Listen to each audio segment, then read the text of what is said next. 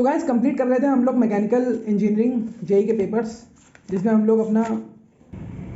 लोग अपना strength of material का लेसन 1 कंप्लीट कर लिए थे, stress and stresses and strain. अब आज हम लोग कंप्लीट करेंगे अपना कॉम्प्लेक्स और कंपाउंड स्ट्रेसेस। ठीक है, इसके लिए चलिए अपने पहले क्वेश्चन के साथ स्टार्ट करते हैं। तो पहला क्वेश्चन क्या है हमारा कि एक तत्व के लिए जो सामान्य प्रतिबलों नॉर्मल स्ट्रेसेस की द्विअक्षीय अवस्थाओं करे प्रभाव के अंतर्गत है 45 डिग्री के तल पर सामान्य प्रतिबलों नॉर्मल स्ट्रेसेस के बराबर होगा। एसएससी जेई 2017 में आया हुआ क्वेश्चन है कि इसका ऑप्शन है सामान्य प्रतिबलों नॉर्मल स्ट्रेसेस के अंदर सामान्य प्रतिबलों नॉर्मल स्ट्रेसेस के योग, या फिर सामान्य प्रतिबल नॉर्मल स्ट्रेसेस के योग का आधा, या फिर सामान्य प्रतिबल नॉर्मल स्ट्रेसेस के अंतर का आधा। इसका आंसर देखते हैं हम लोग। तो क्या होगा इसका आंसर कि एक तत्व के लिए जो सामान्य प्रतिबलों नॉर्मल स्ट्रेसेस के द्विअक्षीय अवस्था के प्रभाव के अंतर्गत है 45 डिग्री के तल पर सामान्य प्रतिबलों नॉर्मल स्ट्रेसेस सामान्य प्रतिबलों नॉर्मल स्ट्रेसेस के योग का आधा के बराबर होगा।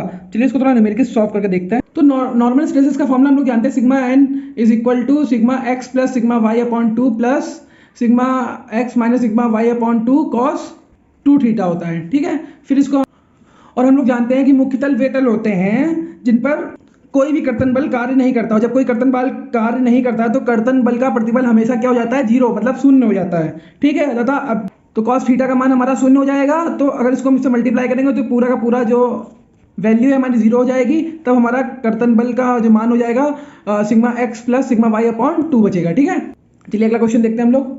तो प्रधान तल वह होता है जो वहन करता है, किस चीज़ का वहन करता है, अवरूपण तनाव, शियर स्ट्रेस, या फिर अधिकतम अवरूपण तनाव, या फिर सामान्य तनाव, या फिर अधिकतम कुल तनाव। तो इसका आंसर देखते हैं हम लोग।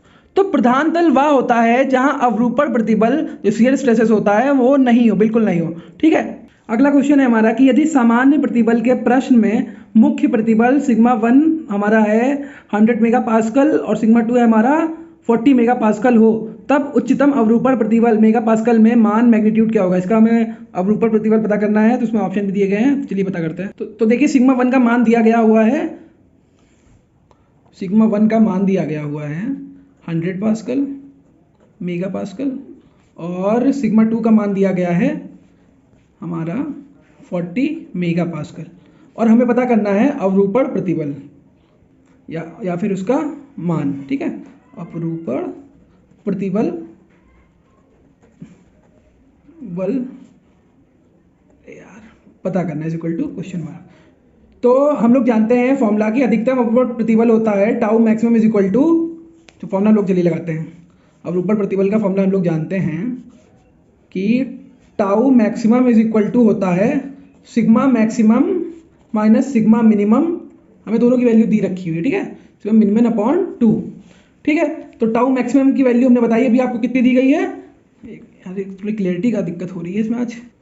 टाउ मैक्सिमम हमारा दिया गया 100 पास्कल जो कि 1 हमने लिखा है सिग्मा 1, और सिग्मा 2 जो कि है हमारा सिग्मा मिनिमम वो है हमारा 400 में बोला था 40 मेगा पास्कल है। ठीक है, जब न्यूनतम होगा वो सबसे कम वाला लिखा जाएगा और जो अधिकतम होगा उसको मैक्सिमम लिखेंगे। ठीक है, उसके बाद में हम लोग इसकी वैल्यू फॉर्मूले में पुट कर देते हैं।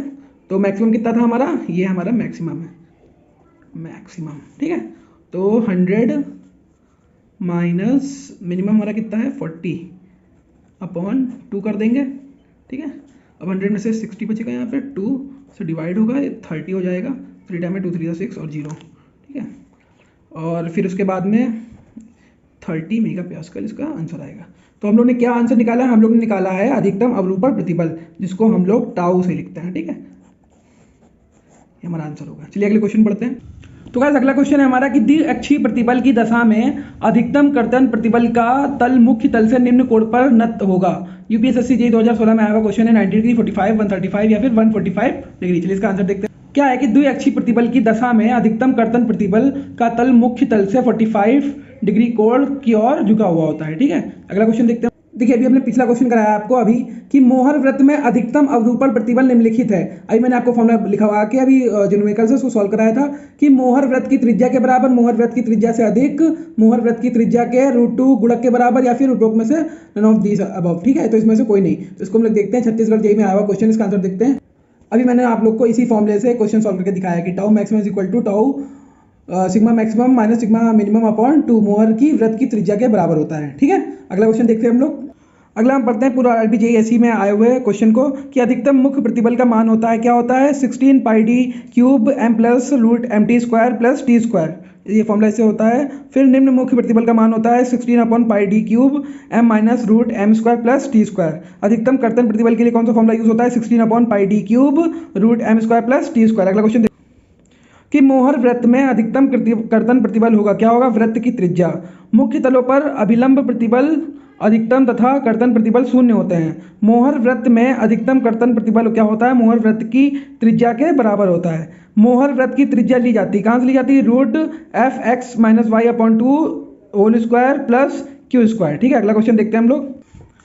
अगला है हमारा कि द्विविमीय प्रतिबल 2 डायमेंशनल स्ट्रेसेस सिस्टम में किन्हीं दो लंब फलकों पर सीधे प्रतिबल Fx तथा Fy और कर्तन प्रतिबल Q कार्य कर रहे हैं, तब आनत तल जो क्षैतिज से थीटा कोण बनाता है पर अभिलंब प्रतिबल होगा।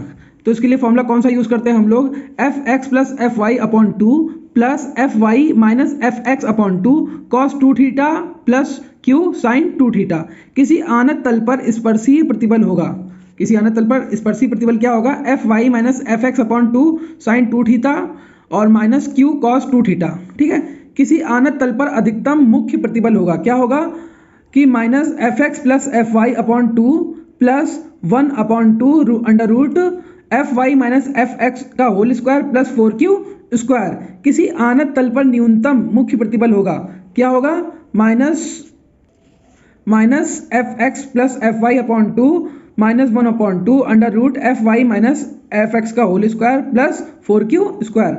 आनत तल पर झुकाव के लिए कौन सा फॉर्मूला यूज होगा, tan 2 theta is equal to 2Q upon Fx minus Fy। ठीक है, अगला क्वेश्चन देखते हैं हम लोग। अधिकतम कर्तन वाले तल एक दूसरे के निम्न कोण पर झुके होते हैं, किस कोण पर झुके होते हैं, अब ये तल होता है 90 डिग्री का।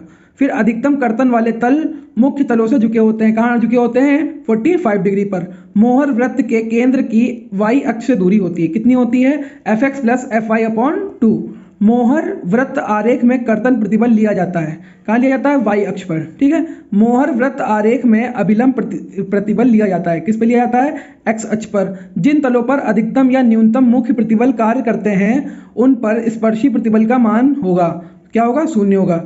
मोहर वृत्त के व्यास के सिरे निरूपित करते हैं, क्या करते हैं, तलों से 45 डिग्री पर अभिलंब प्रतिबल। ठीक है, अगला है हमारा मुख्य तल वे होते हैं जिन पर कार्य करता है, क्या कार्य करता है, कोई कर्तन बल प्रतिबल नहीं कार्य करता है, वही मेन तल होते हैं। ठीक है, जिन तलों पर अधिकतम या न्यूनतम मुख्य प्रतिबल कार्य करते हैं उन पर स्पर्शी प्रतिबल का मान क्या होता है, उस पर स्पर्शी प्रतिबल का मान क्या होता है, 0 होता है, मतलब शून्य होता है। तो अगला क्वेश्चन हमारा आ गया है कर्तन बल एवं नमन घूर्ण। ये अगले वीडियो में हम लोग कंप्लीट करने वाले हैं, जो कि है हमारा share forces and bending movement. तो जिन्होंने भी अभी तक हमारी पहली वीडियो नहीं देखी है, अभी आज मैंने दूसरा चैप्टर कंप्लीट करवा दिया।